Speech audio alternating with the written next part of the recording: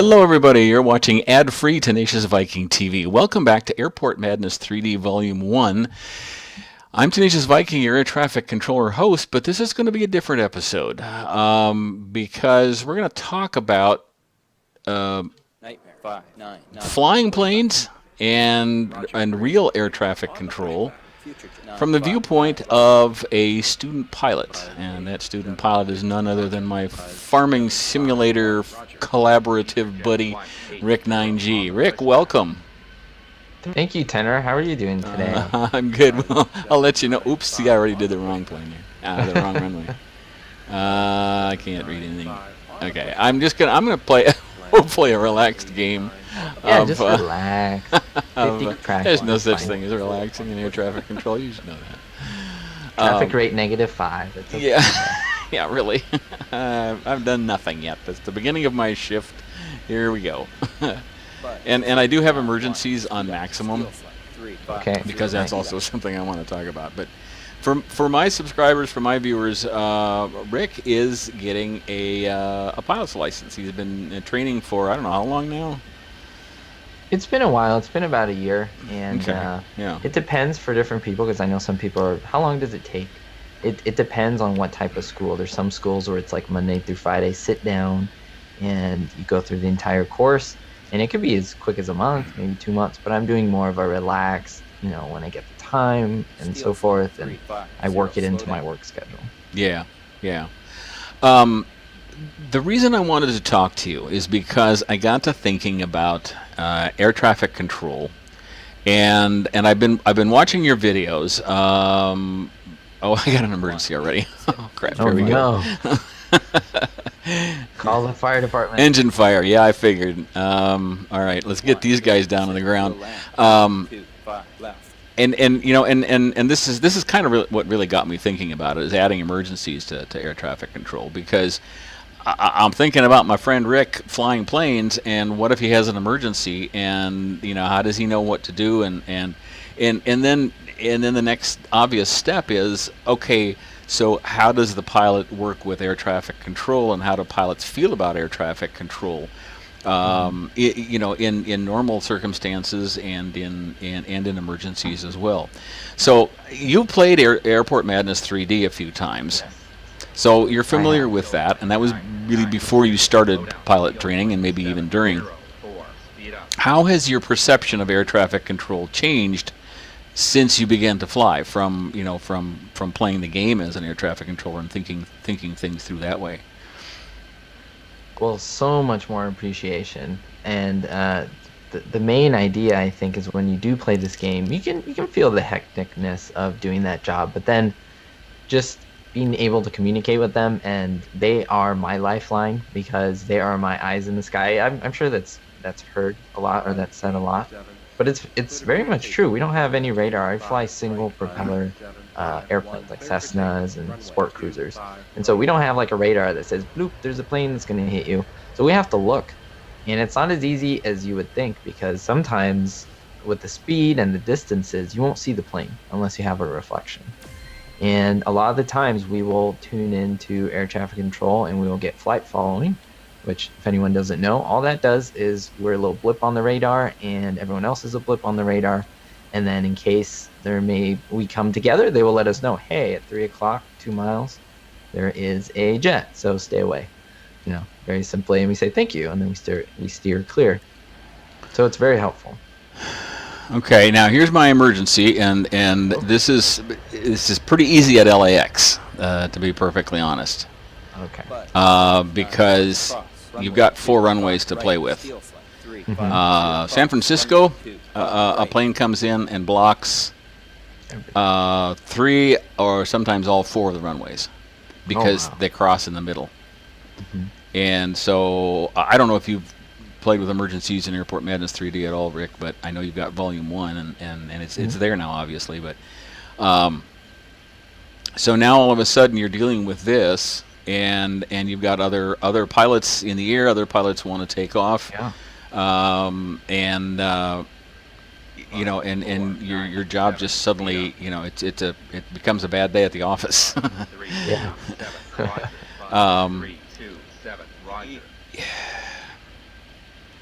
I'm trying to think how to wade into this without jumping too far ahead. Um, I'm also watching these planes. There's a lot of Oh yeah, traffic for a traffic grade 2, I I think. know. What is going on? It's LAX, I guess. And I can't. Thankfully, I don't have any arrivals for 2.5 left because I'd have to switch them to right. Well, there I got one now, but this guy will be off in time for that, so he'll make it. So I can get basically I'm back to normal operations now because the emergency plane is heading toward the terminal. Um, have you in any of your training have you ever been ready to take off or flying and heard or found out that there is an emergency somewhere in the sky near you? Yes, and great question, and I have. And I know some of you may be from Southern California, most of you may be from not from Southern California. So let me just orient you. LAX is an airport that we're very close to. I fly from Santa Monica Airport. You can look it up, Google it. It's a small municipal airport. We have a lot of smaller airports around. Van Nuys is one that's about 15 miles away, and we fly there often and try landings and takeoffs. We had a big issue at Van Nuys. Van Nuys has two parallel runways. One is usually used for larger jets. The other one is used for smaller planes like Cessnas when I fly. So sometimes we come in on the left side runway, right, and we have left. So sometimes we come in on the left and we look to our right and we see a jet right on our wing, and we're landing at the same time. It's beautiful to see. But we had that experience, and there was a disoriented pilot. And it wasn't on our runway, but it was on the left. We were landing on the right, and that had to be taken care of, obviously. And they had to redirect everyone, basically the whole airport. What happened is the tower switched up. So what happened is usually the tower, like half of the tower takes one runway, half of the tower takes the other one. But everyone focused their attention on that pilot and on giving them distance, giving that pilot distance so that they could safely make it, and everything was okay. I mean, they're great. Okay, because that is one of the emergencies in Airport Madness too. Is either a pilot passed out or whatever, that I just suddenly occurred to me once I saw that develop the first time. Wait a minute, I don't know what this guy's going to do. Or what he can do. I'm not going to give him any instructions. If he wants to land on, he can pick whatever runway he wants to land on. I don't care. I'll clear everything else out of the way. Exactly. Because that's your job. And I go back to, if you remember Flight 232 that crashed in Sioux City, Iowa, which is only 75 miles from where I live. The air traffic controller told the pilot as they were nearing the airport that they could land on any runway, and the pilot's response was, "Oh, you want to be particular and make it a runway, huh?" And and that comes back to me whenever there's an emergency coming in, and some of the people playing Airport Madness 3D have said, "Well, why can't I direct them to a different runway and get them in faster or something?" And my response was, it's an emergency. Your job is to clear the air and let them do whatever they need to do to survive. And the developer of the game, who's in your traffic controller, agreed with that. He said, "Yeah, that's kind of the way it is. That's what you have to do." So, have you been in any situations where air traffic control has had to change your plans, because of a situation or anything yet personally? Great question, and I would say almost every flight. Oh, really? It doesn't mean that every flight we've had an emergency, but that's to say that, oh yeah, I was clear to land for runway 21, which is what I'm used to, and we're coming in the downwind, which is like almost three quarters of the way into the landing. Actually, the downwind's about half, but once you get into base, you get to the 3/4 end of your pattern. And they're like, no, abort landing, do a 360, and that just means like basically do a large turn. What they're doing is they're buying time. So you're giving them, it's like when you extend the landing in the game. Yeah, extend approaches. It's basically the same.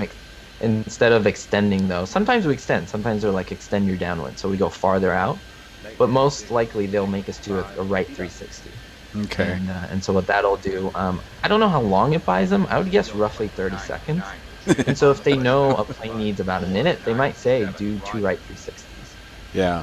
and that buys time for the airplane on the runway or whatever's going on. It,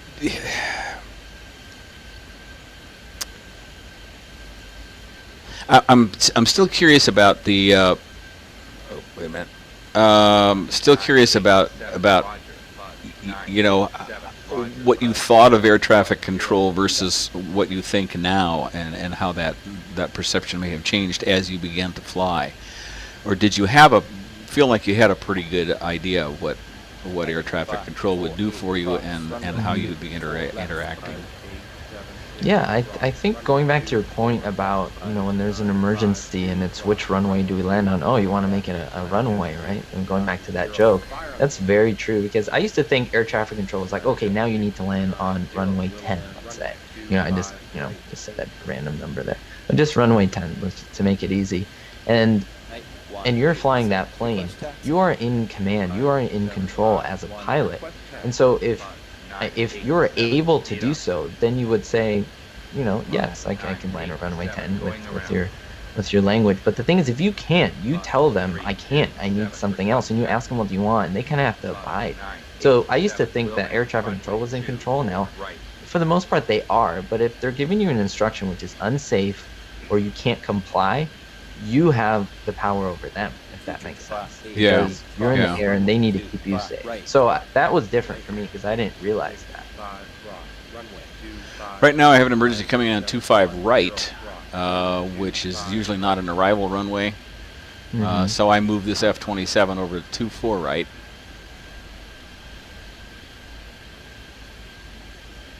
It's very interesting. It'll probably not happen in real life, but it looked really nice. Crossing paths like that, but yeah, that's if always scary. But and I could have just moved him over to. I mean, he was on 25 left, but I didn't want him in the way, basically. Oh yeah. So, but LAX is pretty easy because of the 4 runways. 548. Request taxi. I'm not getting any planes to depart on 24 left. Oh my god. So, let me give you an example to what you were saying, because if you wanted me to say more about that, there was one time where we had to extend our downwind, which is basically it's where we run parallel to the runway and we're ready to make the final turn to come into the runway for base, which is the 3/4 turn.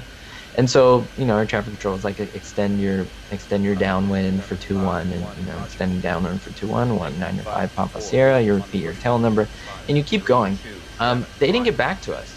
Like I don't know if they forgot about us or whatever. It was really busy, but it was to the point where we were low enough to the ground where if we kept flying, we were going to hit a mountain. It was just what it was. So do you think we said, okay, well, they said keep flying, so I'm just going to fly into the mountain? Well, obviously no, right? So you need to say, I need to turn, and you turn. You don't ask them to turn. You do what you need to do to be safe, and you turn and say, I'm turning because I'm going to be heading into the mountain. And that's it. And then they have to adjust you and be like, okay, like come into land or make a 360. So that's very important too, that you are the pilot in command. And I think that's a very big point to make. Yeah, that is a good point because you're the one who's in the air. Yeah, I mean, not them. No, they're next to cozy. Yeah, they are for the most part, unless there's an earthquake, Yeah. which I also listen to. I listened to the air traffic control tower in Anchorage during the earthquake. And yeah. that was because they had to evacuate because they weren't sure that the tower was was sound, and move their operations and just basically close that airspace for a while when that earthquake hit just a few days ago, really, I guess. So that was pretty exciting too. But and to his credit, one of the air traffic controllers, there was a plane on final approach, and he waved him off. I mean, he didn't. There was no formality. it was the call sign, go around. And he repeated it twice, and the plane said, it's kind of going what? And he said, and so he repeated it. But yeah, there is. So it's good to have that understanding, that communication. So when you hear something with that much of an anomaly, that something is wrong, and everybody perks up. That happened in Las Vegas too. I was telling Rick before we started that I heard some of the air traffic control conversations when that controller in Vegas suddenly had slurred speech and was giving incomplete and incorrect commands. And I thought it was very impressive that the pilots understood immediately that something was very wrong. And there was a time when they began to treat that as an uncontrolled airport, and just were telling each other where they were and what they were doing. And that's an important skill to have. The airport here in my hometown is an uncontrolled airport. And there have been some serious incidents here because pilots didn't tell each other what they were doing, and so I know how important that is as well. Yeah, I haven't done much practice at an uncontrolled airport because, I mean, I live in Los Angeles, huge urban city, and so there's airports everywhere, and we're one of the busiest airspaces in the world, and it's a great place to learn, very challenging. However, I haven't encountered one yet, but it's going to be part of the training. But yes, all that happens is you kind of do what you want in essence, but you have to listen. You have to listen and create a mental picture of what's going on in the air and on the ground.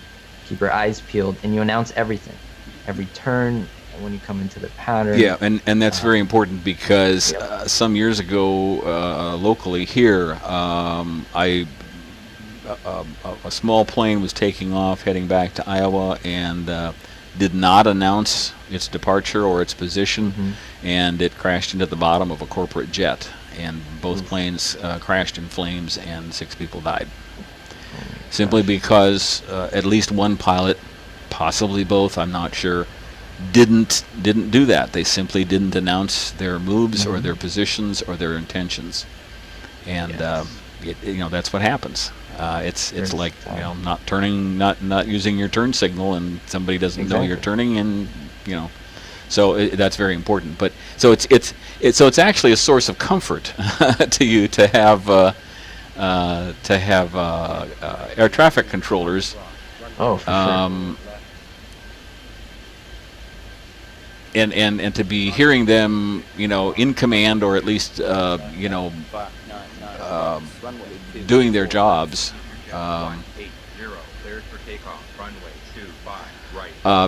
Is there ever a moment where you don't? I mean, I'm not a very good air traffic controller in this game. Is there ever a moment when you don't trust the air traffic controller? And like you say, I assume then the answer is if you're not sure, you tell him what you're doing rather than ask permission, basically. Oh yes, everything is communication, and I have a lot to say with your question because I think it's a really great question. I can hit different parts if you want, but the main thing is you're in the air, right? They're on the ground. We've established that, and in terms of safety, if you think that something is up, there was one time where we were ready to take off. We were just holding short of the runway, and we got an immediate clearance to take off. It was very simple, 195 Papa Sierra, clear for takeoff, runway 21. We repeat everything, and we go. And I started to go, I was with my instructor. All of a sudden, out of nowhere, like within moving 10 feet, a plane comes in, right in front of us. And my instructor was like, stop, and immediately when he said stop, I saw the plane. Like, it was that quick, it came out of nowhere. And the air traffic controller definitely made a mistake. But we also made the mistake in the sense of we didn't look. We always should look. But the thing is, that's the thing. If they say something is safe, you assume it's safe, but you don't trust that it's safe. You have to, you're on the ground and you're in the air. Trust but verify. Yes, exactly. Yeah, that's an old line from I think from President Reagan when Gorbachev said, "Don't you trust us?" He said, "Yes, I trust you, but I want to verify it too." Exactly. Exactly. And it's a big thing where if you're not sure. So the other part was if you're not sure about something, right? And that's something that's happened a lot, especially since I'm a student pilot and I don't know everything. Like, you're constantly learning, and sometimes you tell them you're a student pilot, and sometimes they slow down because they speak very quickly, and in a lingo that you have to learn. And sometimes if you're in a new space, a new airport, you're like, what? Where am I going? What did he say? I didn't catch it. And so sometimes you have to say, please repeat, and they will slow down when you say please repeat, because that's not a common thing to ask when they'll know you're a student.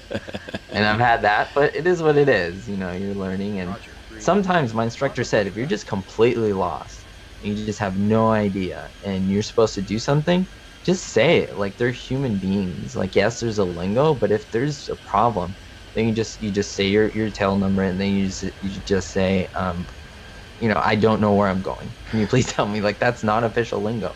But if it's for safety and you need to say that, well, they'll say, okay, well, where do you want to go?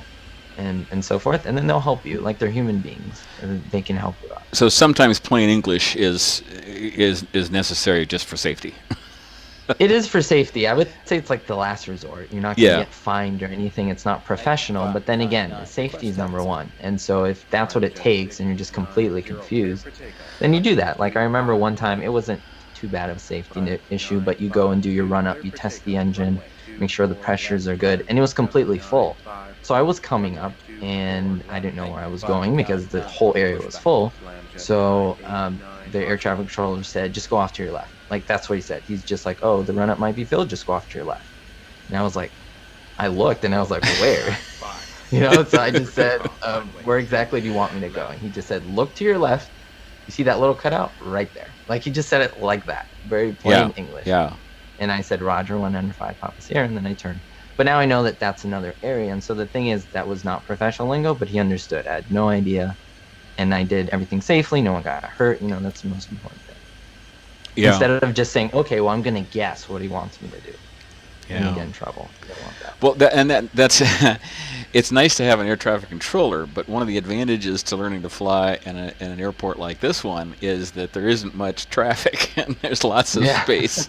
You can, we got a medical emergency, steel flight 95. reject. Oh, there we go. We got a pilot pass out of the controls. Now this guy's going to change runways. I swear. I was going to end the episode because I'm out of time, but I want to show you what happens to this guy. He's planning to land on 25 left, but I'll bet you that changes. I bet you that will change. And you do know, I'm sure maybe some people don't know, that that 50% of all accidents in the air happen either during takeoff or landing, which is pretty impressive. I'll bet. Yeah. Like, it's pretty incredible. And so there are emergency procedures just for that, just for when you take off and when you land, if something happens, to get back on the ground safely. Now, have you already been trained on a lot of the emergency procedures that you might encounter? Yes, and you need to memorize the order of what you do, and you need to do it efficiently before you even fly by yourself. Okay. Your instructor needs to be confident in that. And there are many times where we will fly, and then we'll just be, normally flying, and then he will pull the throttle all the way down to zero. So we're basically gliding. And he said, "Oh, your engine cocked out. What do you do?" And then he stays silent, and you have to put it on the ground. Oh boy. You don't actually put it on the ground, but you get it really close, about 1,000 feet up, and then he says, "Okay, you would have landed it good." And if you miss anything, he said, "Okay, you would have crashed." So let's figure that out. But usually by that point, you're pretty proficient. But you should be able to do that, and you should always plan for no engine power. Yeah. 5795 on the pushback. Okay. Oh, he did. He actually landed on 25 left. Good for him. Good job, buddy. Future jet 959 cross runway 25 right. That's kind of the perspective that I've been playing Airport Madness 3D. So sometimes I'll go to traffic rate 2 and try to keep proper separation. No more than one plane on the runway at any one time, and give myself. I didn't do that on one of these airports in Volume 1 when we started emergencies, and I had a plane taking up space on I think it was 2 runways. And of course one runway was closed, and I didn't think fast enough, and all of a sudden I realized I had planes coming in to that runway close by. So I'm issuing like 3 or 4 go-rounds and then trying to get planes lined up to land on the other runway. And boy, you got to stay ahead of those things. It's scary. Did they? Request taxi. Yeah, they did. They still drive up to a pilot passed out. The only thing they don't do is if there's a mechanical problem, once they get the plane on the ground, they just get them to the hangar as fast as possible. Oh my God. This game. What we also, I want you to include this in the video, what we also practice is potentially landing on interstates, on freeways. Oh, okay. Yeah, because I've seen a few situations where somebody had to do that, and Yes. yeah, nope. And believe it or not, If you don't have an airport nearby, which, I mean, you have to think dense city. I fly over a lot of dense city. And if you have fields, right? Like if you're in Iowa, if you're in Kansas, if you're in Nebraska, right? It's a little easier to just pick a, farm field that's, Well, it's also a lot there's easier to find an empty piece of street there or freeway to land on too. Exactly. But when you have the 405 freeway, which is like 6 lanes each way, packed jam-packed with cars, where do you land? And so sometimes the interstate is the best alternative to a runway. You just have to kind of finagle it sometimes. Are you taught to kind of, part of your observation is to kind of keep an eye out for a landing spot if you should need it? Yep. Yeah. Yep. That's what you should be doing as you're flying. You're looking, say, okay, if my engine were to die right now, where do I land? And you kind of look down and mentally make a note, okay, I'd land there. Yeah. Okay, I'd land there. Yeah. And you pick your best spots. And there's a hierarchy. Runways would be the best, obviously. Then you got freeways, then you have streets. Then we're close to the beach, so believe it or not, sand is pretty low on the list, but that's better than buildings. That's gonna have stop you pretty water. quick, isn't it?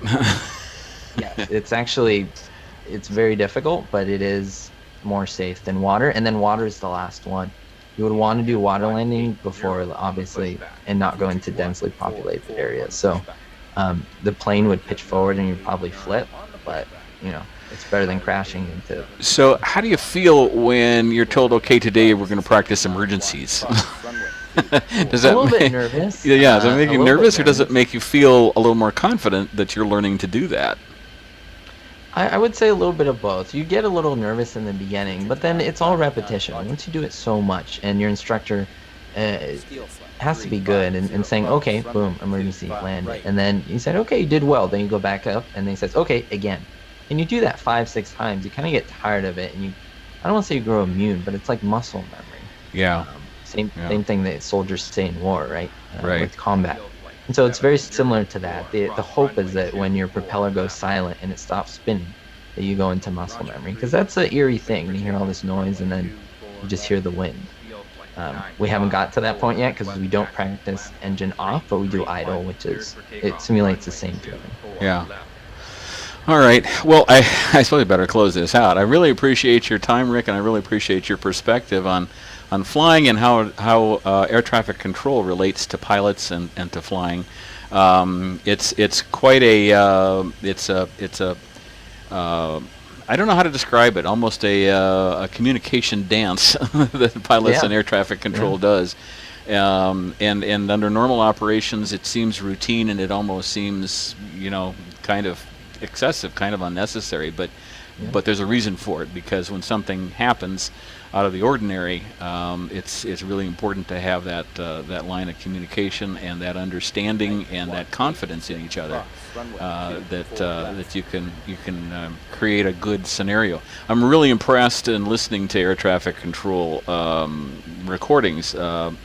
The calmness of air traffic controllers and the way they take charge in an emergency situation immediately and just start making things happen to make it safer for everybody. That's very impressive.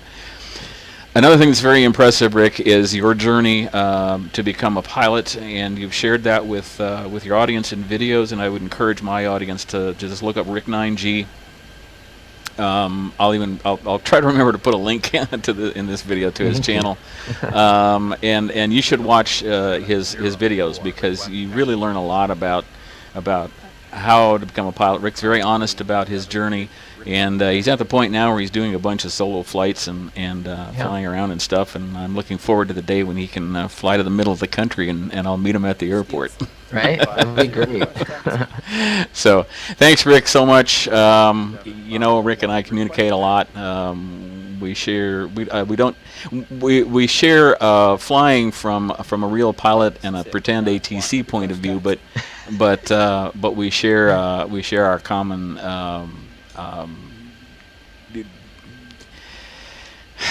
how should I say, our common experiences in YouTube channels and YouTube videos, and trying to establish that hobby, I guess, at this point. So you'll probably hear more from us again at some point in the future, but I really did want to hear his perspective on air traffic control, since I've been playing one on TV for so long. So Thanks again, Rick. And if you enjoy old TV shows, I Love Lucy, prime among them. Check those out on his channel as well. I'm going to be continuing to play Airport Madness 3D and Airport Madness Time Machine. I'm also doing Sim Airport. When I get to a certain point where I build that up, I'm also going to be going back to Airport CEO to see what updates they have and some of those things, and who knows what other games I'll play. But thanks again, Rick. I was going to say, let's see, if I'm pointing out to the water, Santa Monica be over that way, right? To the If we're looking right, this way, it would be over to the left. to the left. Santa Monica's that way. From where? Yep. Oh, okay. Yes. I'm wrong. All right. Go to the right. Around in that general area. Yeah, but it's near here anyway. Because you basically, when you take off and land, you're basically parallel to the Yes. LAX runways, right? Yep. Yeah. Pretty much. okay. 2-1 is what we usually take off on, and what LAX is 2-4, right? 2-4 left, right? Yep. Yeah. So it's pretty much parallel. All right. Sweet. Thanks again, Rick, and check out his channel. Check out his journey as to becoming a pilot. And when I play Airport Madness 3D and I'm doing air traffic control things or pretending to on TV, a lot of times I keep Rick in mind as a pilot up there and what he would need need from air traffic control in these various situations. So it makes the game more real to me as well. That's all the time I have. Thank you so much for watching. Welcome new subscribers, and join me next time when I play Airport Madness 3D. And remember, be kind. And on behalf of Rick, what do you like to tell people?